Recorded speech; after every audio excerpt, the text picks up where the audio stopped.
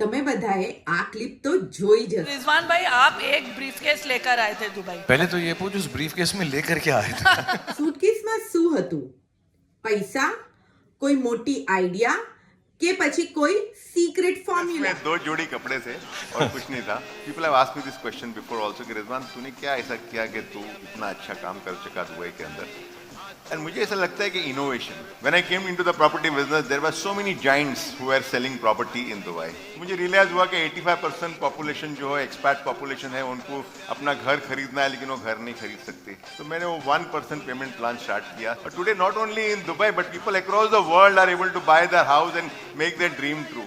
इसी तरह से फर्निशिंग और कुछ ना कुछ नया नया innovation I have always thought of bringing into the market. Now Shahrukh bet डेंगू, ये कौन सोचेगा? This is the innovation which I have got again into the industry. આ ક્લિયર છે, સક્સેસ શોર્ટકટથી નથી આવતું, એક રૂટીનથી આવે છે, મહેનતથી અને કન્સિસ્ટન્સીથી આવે છે। રોજ જે કામ કરે છે રિઝલ્ટ એને જ મળે છે।